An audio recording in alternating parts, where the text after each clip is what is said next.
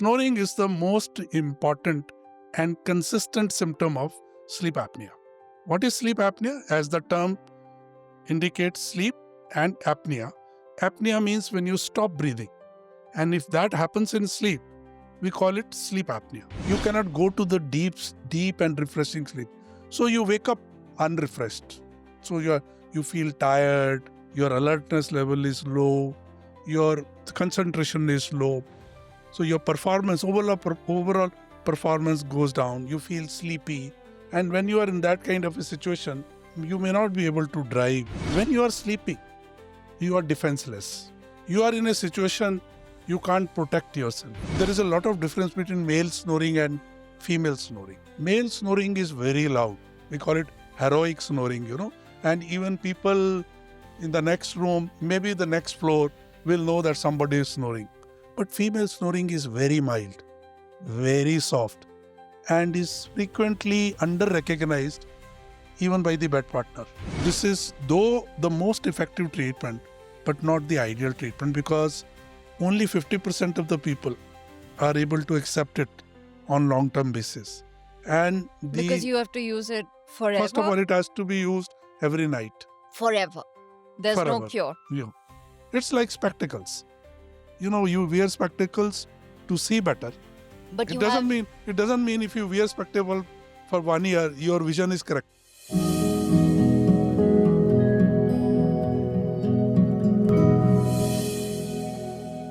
I am going to say something today which is going to get me into a lot of trouble. But my mother snores. And she snores a lot. And over the years, because we used to share the same bedroom, very often I used to tell her, I'm finding it difficult to sleep because you're snoring. And she would get so angry. Like super, super angry. What do you mean? I don't snore. Someone else, you must be hearing some other noise. You're looking at the phone all the time and that's why you think I'm snoring. Like as if I'm dreaming about her snoring. And I made this huge, huge mistake of once telling one of my cousins that, oh, you know what? We'd gone on this family trip and I said, don't share a room with her. Because if you share a room with her, then she's going to snore and you won't be able to sleep.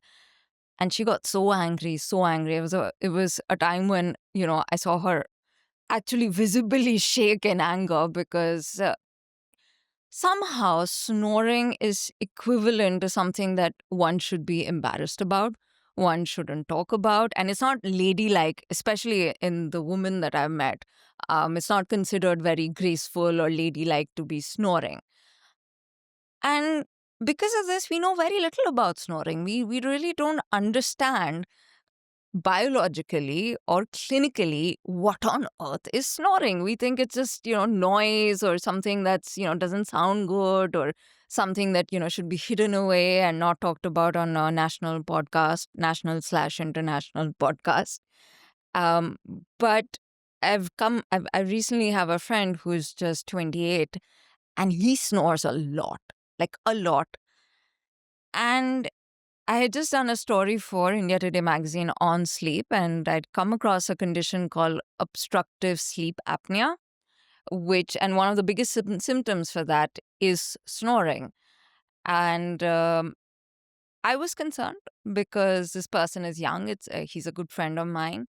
And again, I wanted to bring up this topic of, if you're snoring, there is something wrong with you. It's not just noise randomly emitting from your mouth.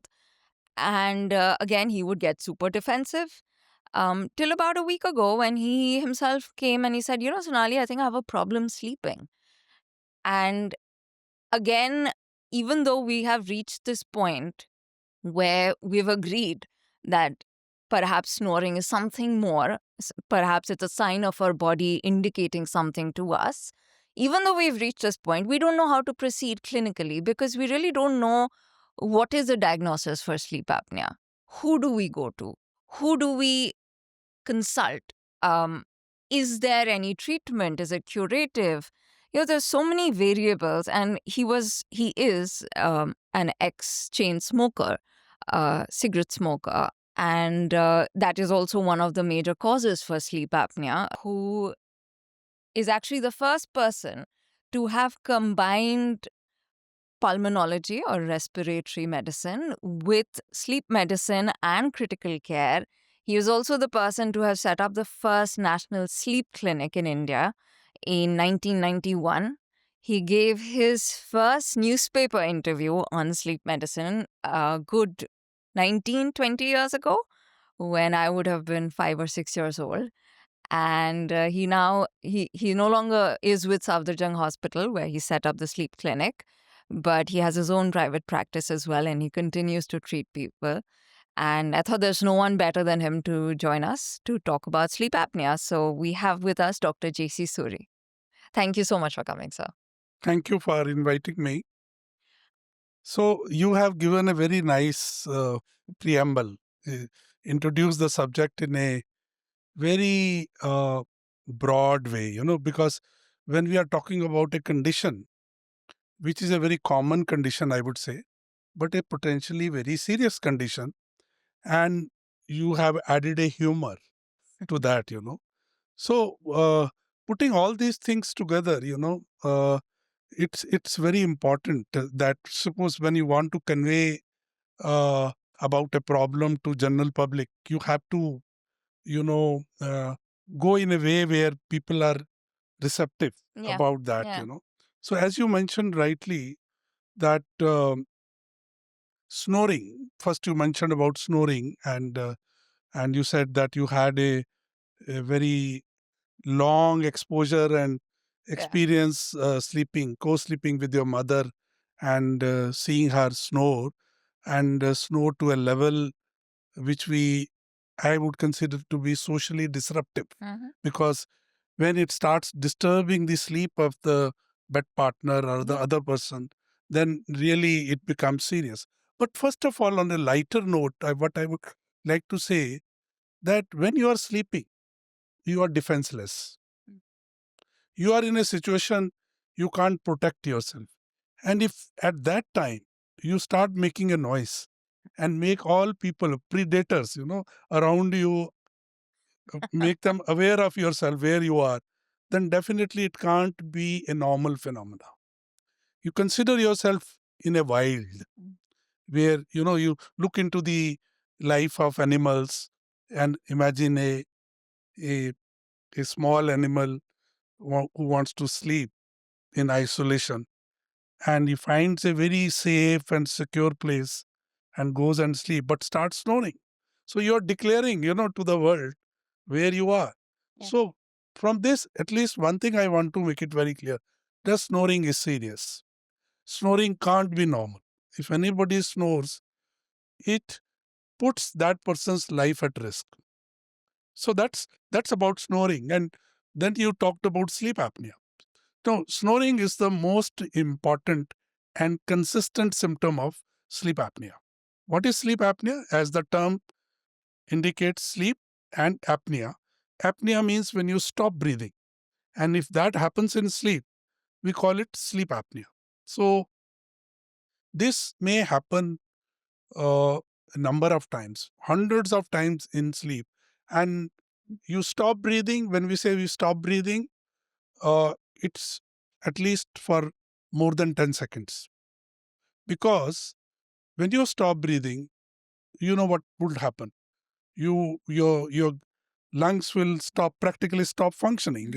Basically, there is no exchange of oxygen and carbon dioxide.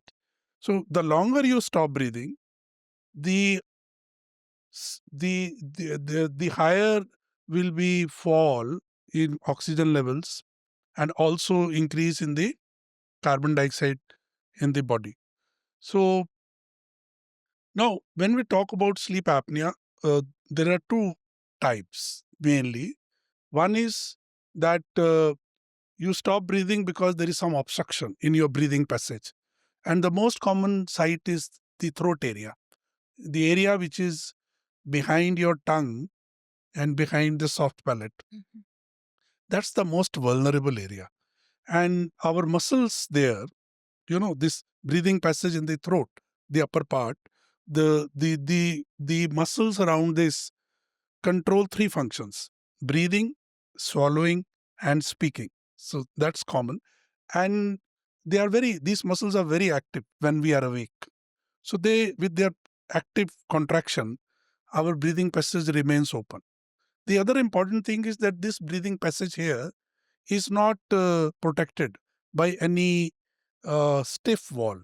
It is a muscular wall which is collapsible. So what happens when we go to sleep? These muscles relax.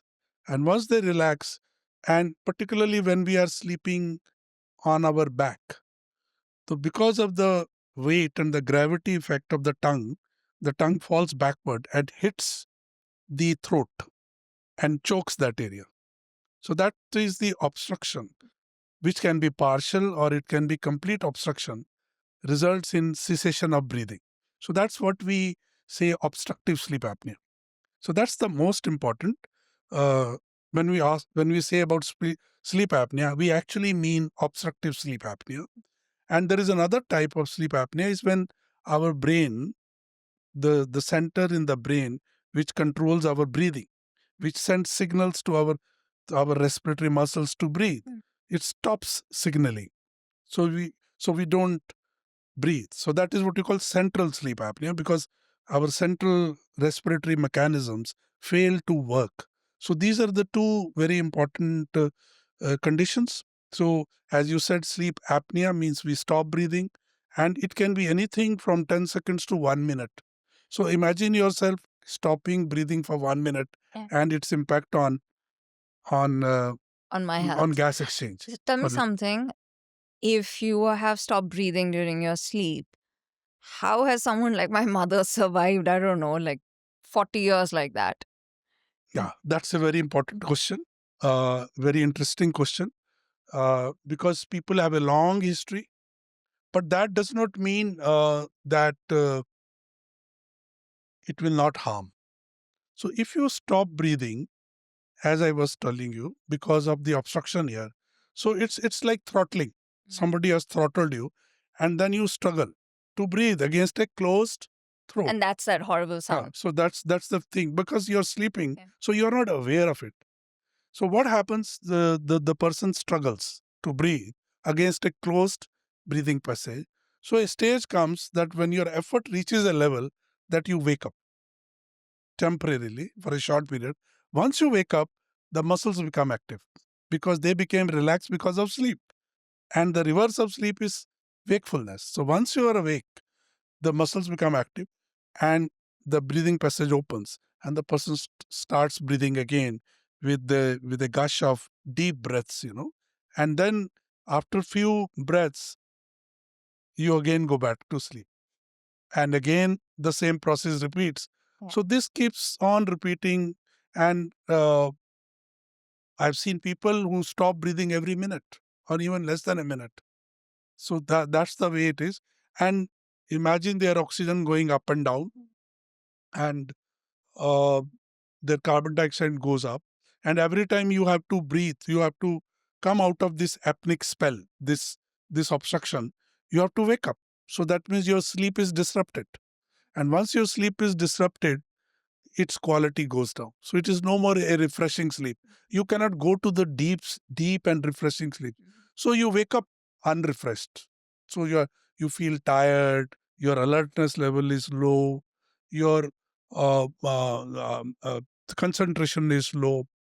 So your performance, overall performance goes down. You feel sleepy.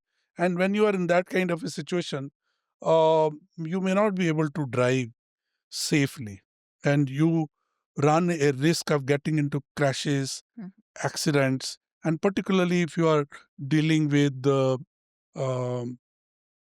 some equipments, in an you are in an occupation. Or a doctor. You are a pilot, you are a driver, and so your performance goes down, your memory is impaired. So this overall, if you look into this part, it brings down your quality of life. So even if it doesn't kill you, it is bringing down your quality of life. And then of course these repeated episodes of low oxygens and high carbon dioxide and arousal, it has an impact on your cardiovascular health. So it affects your heart, it raises your blood pressure, goes up. Yeah. Then it increases the risk of heart attacks, strokes, and arrhythmias, those kinds of things. So all these things takes years to happen. So that's why, when you are talking about that how people survive. But I want to mention you here one thing, that if suppose we lose that ability to wake up because the breathing passage is choked, and it is usually choked for 20 seconds, 30 seconds, 50 seconds, and ultimately you wake up. So you have that. If anything you do which prevents this awakening, you run the risk of dying in sleep. And we know that Or those sudden heart attacks. you must have heard many people dying in sleep. Yeah, yeah. And actually it is due to sleep apnea. And we wrongly label them as probably heart attack. Yeah. So that's why we underestimate the impact of this on life. And the important things which can prevent awakening at night would be alcoholic binge. If you take too much alcohol, or taking sleeping pills, sedatives. So these are, I think, are particularly post-operatively. If somebody has undergone surgery and is in the post-operative period and is heavily sedated to treat pain, and if the doctors are not aware of the fact that he's a sleep apneic, then he can develop upper airway obstruction, and this obstruction will not open because he won't be able to wake up. So awakening will be delayed because of the sedative effect of anesthesia or the drugs, painkiller drugs.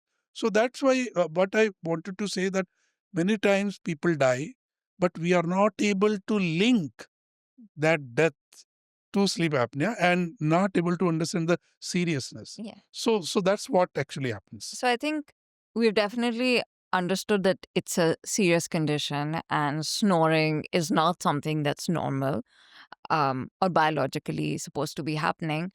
What happens if I snore and I want to know if I have sleep apnea? How do I get myself diagnosed? Like, what's the next step for me? See, there are various steps of making a diagnosis. The diagnosis depends upon the medical history of the patient. From the description of the symptoms, we can say that it is a simple snoring, or it is serious snoring, or it is sleep apnea. Even sleep apnea, when you talk, it's mild, moderate, and severe. Depending upon number of times you have apneas in 1 hour. So And first, how is that measured? Like, how would you know? There's a each diagnosis. time person stops breathing and then wakes up and resumes breathing and again But stops how do breathing, you know that? we There's a we medical we measure equipment. it. We count it Ah, okay. in 1 hour. And less than 5 is normal. 5 to 15 times if somebody stops breathing in 1 hour, it is a mild disease. 15 to 30 times per hour is moderate, and more than 30 is considered to be severe. So when I can say from the history that this patient can have severe disease or a serious obstructive sleep apnea, so first symptom is snoring. Now snoring can be intermittent or it can be habitual. When we say intermittent, that means it happens less than 2 to 3 times a week. And if it happens more than 2 to 3 times a week, we say it habitual. It is a regular snorer. The one snoring is, there is a lot of difference between male snoring and female snoring. Male snoring is very loud. We call it heroic snoring. And even people in the next room, maybe the next floor, will know that somebody is snoring. But female snoring is very mild, very soft, and is frequently under recognized even by the bed partner. So when we are taking history, particularly for a female patient, that do you snore, of course the patient will not recognize unless they sometimes wake up startled with gasping and smothering effect. So that kind of a thing. So they may say yes, sometimes they can hear their snoring, but most of the time they will not be aware of it, and they'll take an offense, like you just mentioned, that I don't snore. So that's why, when many of these patients are brought to us to the hospital, it is by the spouse. And when I ask what is the problem, the patient says, I don't have a problem. It is her problem. So then it becomes difficult to convince the patient to take treatment, because patient is not aware of his or her problem for this. So snoring, once the snoring is socially disruptive, it is very loud, then it is a sign of severe sleep apnea. Then symptoms of sleepiness. So in the history, if the patient complains of non-refreshing sleep, feeling of fatigue, tiredness, and sleepy. Now, these symptoms can be non-specific. You may be tired, fatigued, and sleepy even after sleep deprivation. So that's why it is not. But once you are in a context, you are evaluating a patient with snoring and then excessive sleepiness. So then it relates with that. Also, we are trying. There can be multiple things. A person may be snoring, having sleep apnea, and may also be sleep deprived. So then it can be a combination of factors, for this thing. So other thing like obesity. Most of these people are obese, and if you take their neck measurement, so more than 17 inches in males and more than 16 inches in female is highly suggestive that this patient may be sleep apneic. And also Tobacco presence use of hypertension. and tobacco use. Tobacco use contributes significantly, although there are little controversial reports on the role tobacco plays in causing sleep apnea. But tobacco is definitely, it will make things worse. If it is not causing on its own, it can make things worse. It can pre-existing sleep apnea can get worse on this thing. So hypertension is a very important thing, particularly resistant hypertension. So if somebody who needs to take more than 3 drugs and still blood pressure is not controlled, so we call it resistant hypertension. So obesity, resistant hypertension, and witnessed apnea is another very important thing. So if the spouse notices that the husband, because it is more common in males, so that's what I am saying like this. The wife noticing the husband, but actually it can be otherwise also. But males are more prone to develop this thing than females.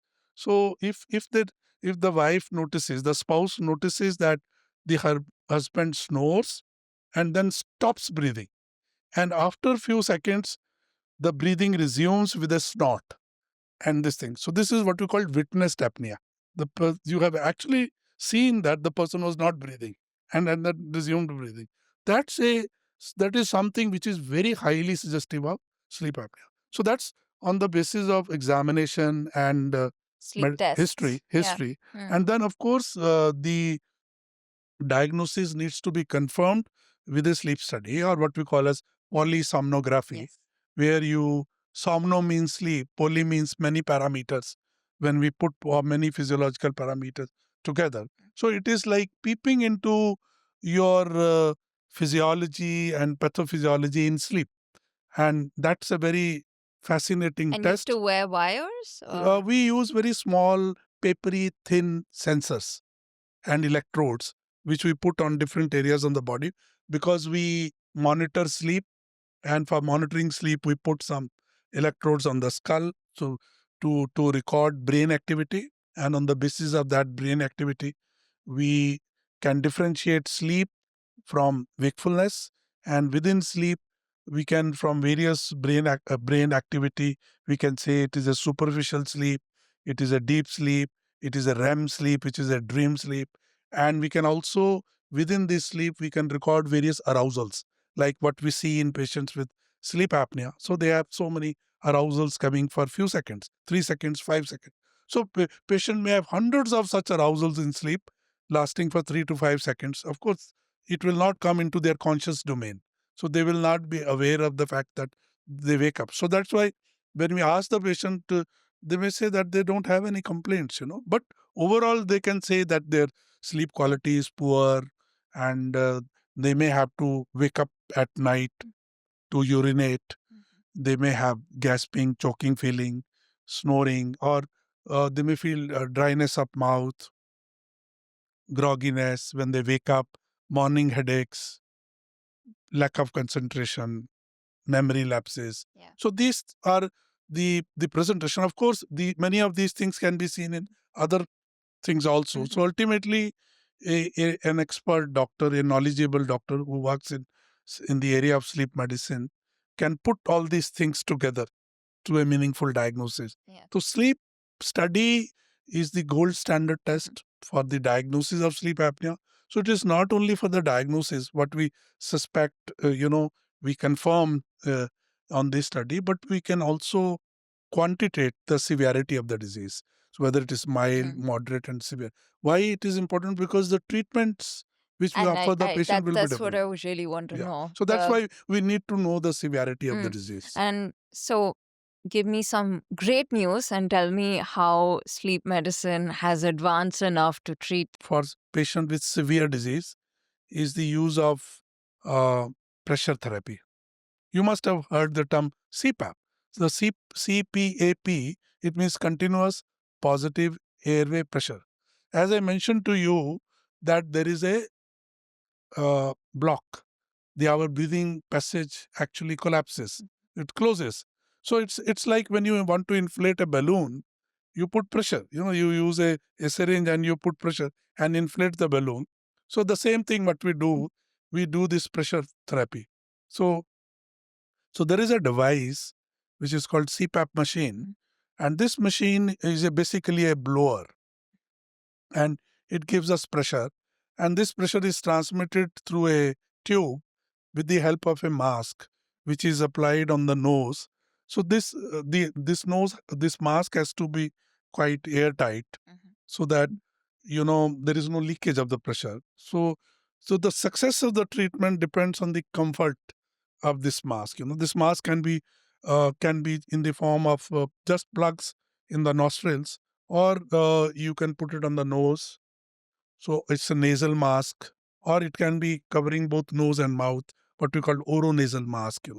So the idea is to apply a mask, an airtight mask, which which has to be comfortable, of course, not tight enough to cause discomfort, but at the same time tight enough so that there is no leakage of air from the sides. And this pressurizes the whole system. So when it pressurizes, because the inside is a collapsible tube, so it opens up. And during the night, when we apply this pressure, this breathing passage remains open. So that's at present the standard therapy which is being used. But this is though the most effective treatment, but not the ideal treatment, because only 50% of the people are able to accept it on long-term basis. And Because the you have to use it first of forever. all, it has to be used every night, Forever. There's no forever. cure. It's like spectacles. You wear spectacles to see better.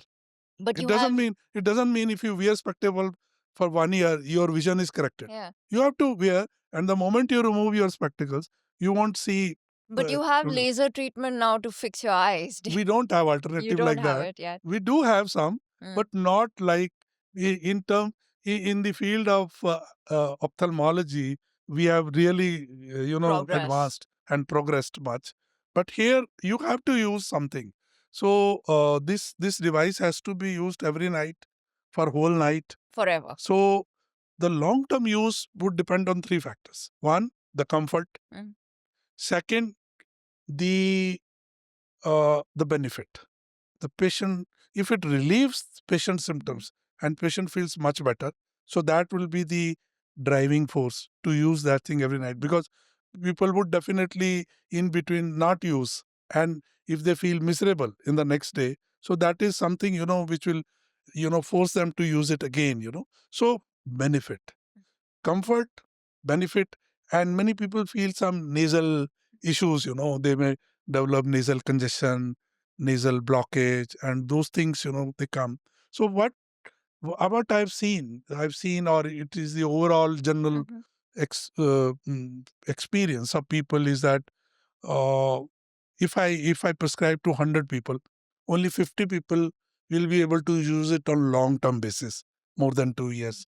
So that's the limitation. But probably this is the best treatment we have, which resolves the problem completely. The other options are there is dental devices. As I said, mentioned to you earlier also, that this breathing passage in the throat area gets closed because of the backward movement of the tongue, and which hits the throat. So here we use a dental device which will pull the lower jaw forward. And because the tongue is attached to the lower jaw, so the tongue is also pulled forward, with that. So that keeps the breathing passage open. So these are called orodental devices or oral appliances or mandibular advancement devices. So they can be used because when you imagine yourself, sleeping with your lower jaw in a forward position. So there is a limit to which you can, pull it forward, because otherwise it will then become uncomfortable. So for mild to moderate conditions, you can use these oral devices also, particularly in patients who do not tolerate CPAP or those who choose not to accept CPAP. So in such a situation, and of course there is a third option, which is not the usually recommended option, is the surgery, and that we can do it in some selected patients. Surgery is in two forms. One is what we call adjunctive surgery, where, to make CPAP more comfortable. Suppose you have prescribed CPAP and somebody has a blocked nose and you want to put a nasal mask, it won't work because the nose is not patent. To transmit the pressure to the throat, the nose has to be patent. So if there is anything in the nose which is blocking the nasal passage, like deviated nasal septum, some polyps are there, or turbinates are hypertrophied, so those surgical things we do. So then treatment with CPAP becomes much better. So surgery is a complementary adjunctive therapy. But otherwise, there are surgeries which will, make the tongue smaller and remove some extra fatty tissue. Children, particularly those who develop sleep apnea, is because of the large tonsils. So we can do surgical removal of tonsils. So it works very well for children. So tell me, if I don't snore, can I have sleep apnea without snoring? It would be very, very unlikely. And if I am snoring, is it 100% guaranteed I have sleep apnea? No. No. If I were to give you some percentages, in a population, about 45% of the people snore. And depending upon the age groups, only 10% of the people will have sleep apnea if you take the full population. But if I will be talking about middle-aged or elderly, then 25% of the people will have sleep apnea and 50% may snore. So it can be anything from 25 to 50% of the people who snore will have sleep apnea. And those who have habitual snoring, those who have a very loud snoring, those who have a socially disruptive snoring are the one who are likely to have sleep apnea than occasional snorers and mild snorers. So considering, there's no guaranteed visible symptom for this, do you think everyone at some point in their life should do a sleep study? Not everyone. I can tell you sleep apnea is a very common condition. At present, 90% are underdiagnosed or undiagnosed. 90, in fact, 95%. If you take Indian figure, probably 95% are undiagnosed. So our first priority would be to study those people who have symptoms, significant symptoms of sleep apnea. Then we do it in every case. So I would say in middle-aged and elderly, 20 to 25% of the people would have some form of sleep apnea. So it makes sense to get a sleep study. And then we need to evaluate them. There are some clinical parameters. On the basis of that, we can calculate the probability of having moderate to severe disease. So there are, what are called scores, clinical scores. So on the basis of that, there are 5 to 6 questions being asked from a patient. And on the basis of that, we score it. And if the score is more than a particular threshold, then we can say this patient is likely to have a 90% probability or very high probability of moderate to severe disease. So such people should undergo a sleep study. I have one last question. Have you ever done a sleep study on yourself? No, luckily not so far. Yeah. But And you maintain good sleep? yeah, the doctors are not that privileged to have a very good sleep. Like you people, you are also journalists, and you can be called at any time. You may have to respond to the emergencies of the profession. So, though we are not that privileged, but I think what I can tell should be applicable to everybody. To have a good sleep.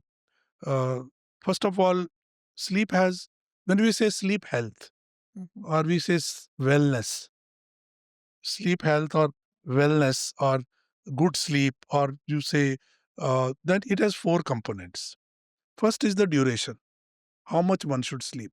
So the recommendations are different for each age group. Like children, it is 18 hours. And as we grow older, for adults, it becomes 8 hours. So, right from birth to when we become adolescent or adult, the duration becomes less from 18 hours to 8 hours. So, for adults, I am just now talking. So, we should have at least 8 hours of sleep, or at least 7 to 8 hours of sleep. And that, what should be the right time, right duration of sleep for you, for a particular individual, because there is also a variation. It's not that 8 hours for everybody. So if I say it will be a range from 7 to 9 hours, same average is 8 hours. So some people may do well with even 7 hours, 7.5 hours, some 8.5 hours. So the duration of sleep, which keeps you alert and active throughout the day. That will be your duration. That means you should go to sleep spontaneously when you are sleepy, and you wake up on your own without any alarm. So first component is the duration. Second is the timing. The timing is very important. What time you sleep. So our timing of sleep should be in sync with day-night cycle. So we should sleep early. Early means at least not later than 11 p.m. Because though the darkness set in at 7 p.m., so if you remove all the lights, what would be the time if you go to an area where there is no electricity? So you should follow day-night cycle. That will be the ideal thing, because that's the way nature has made us to sleep and to be awake. For this thing. So timing is very important. And there was a survey again, this WakeFit survey, where it showed that about 50% of the people now sleep after 11 p.m. in India. So anything between 11 p.m. to 1 a.m. So that changes your circadian phase. So there is something, what is called the best part of your day, your performance. So even during the day, you will see that you are not uniformly alert. Your performance is not same. So there will be time when you are your best, whether it may be evening time, whether it will be the morning time when you are best, and you want to do the most creative work at that time.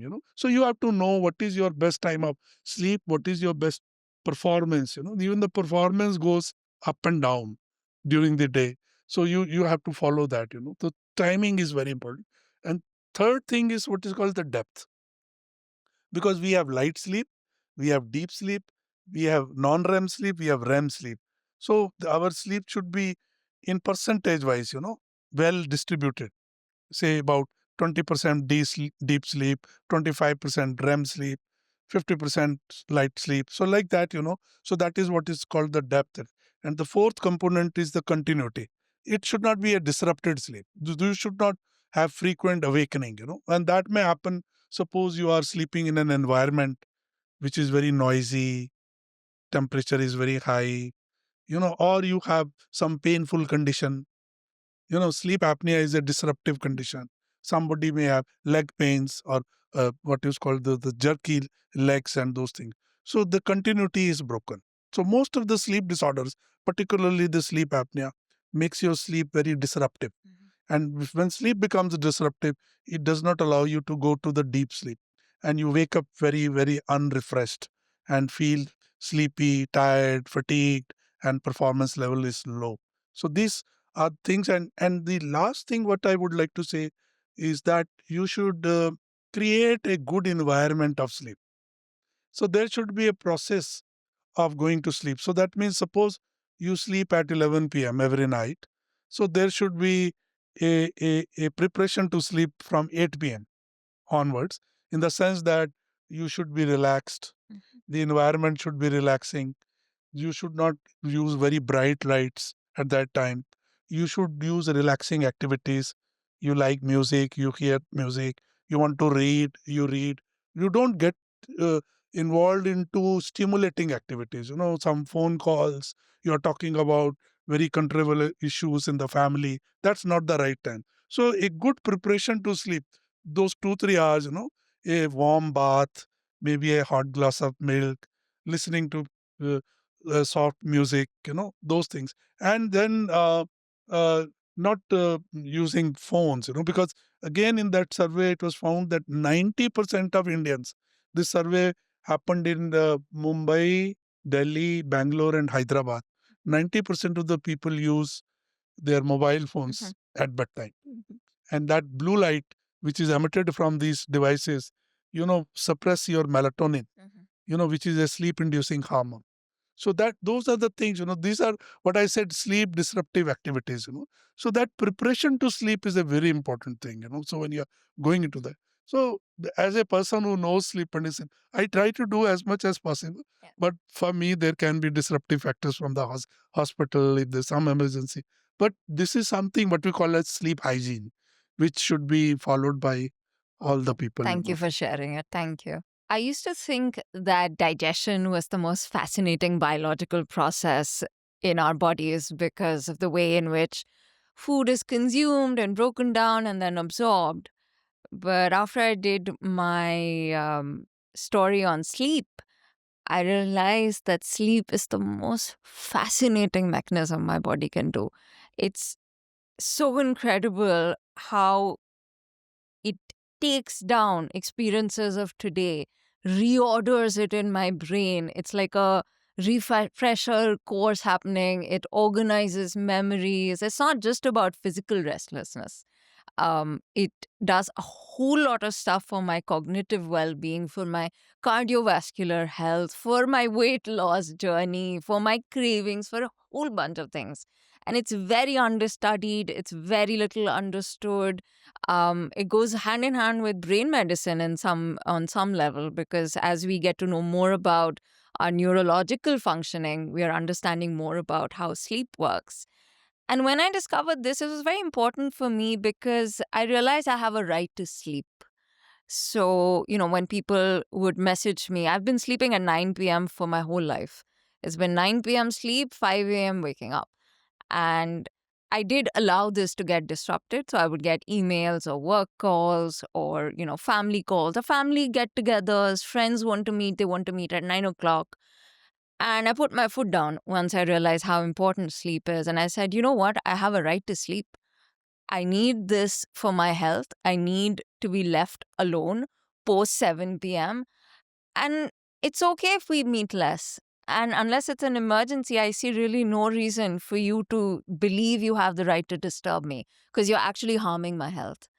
And this was very important. And I still do tell people this. It isn't always very well received, but I'm fine with that because I'm investing in myself. And I think that's something you need to do for your well-being.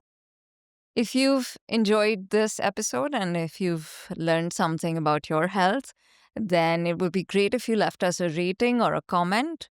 We're available on all audio streaming platforms as well as the India Today website. And if you'd like to send some feedback in written detail, then you can email us at pods@indiatoday.com or text us on 8588 966 996.